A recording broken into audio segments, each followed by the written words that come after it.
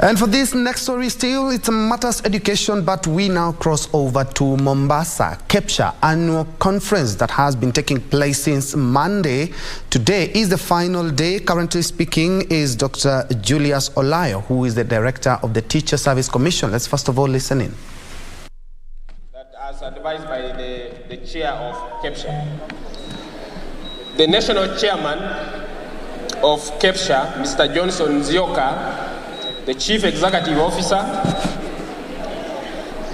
of Kewota, the members of Kepsha Governing Council, the senior government officials present here, the members of the Ministry of Education, officers who are present, the union officials who are present here, distinguished head teachers, the invited guests, ladies and gentlemen.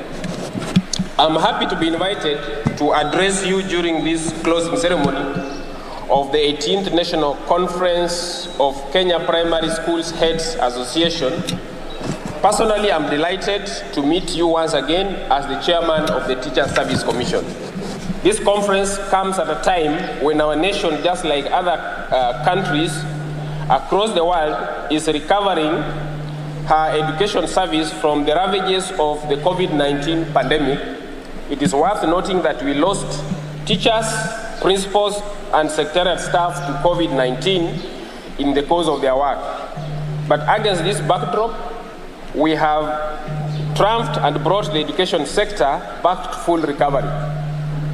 As a commission, we will continue supporting you to recover from the impact of the pandemic in order to enable every learner access quality education. It has been a hectic 2 years for learners, teachers, head teachers who are put through condensed school terms to recover time lost when schools closed for nearly one year in 2020 due to COVID-19 pandemic. I wish to thank all head teachers and teachers of our public learning institutions for their dedication and selflessness in delivering the just concluded KCPE and the grade 6 Kenya Primary Schools Assessment, Kepsha examinations.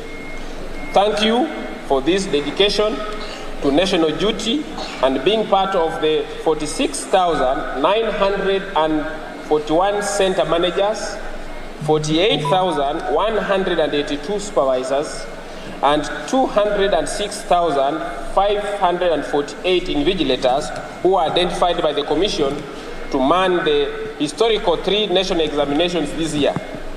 You have emerged champions of transformation after you successfully enabled completion of the first cohort of grade 6 candidates.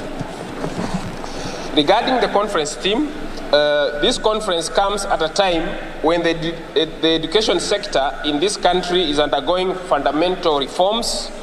Your conference team, managing the transition of competence-based curriculum for effective nurturing of each learner's potential, is very apt and captures the critical issues today.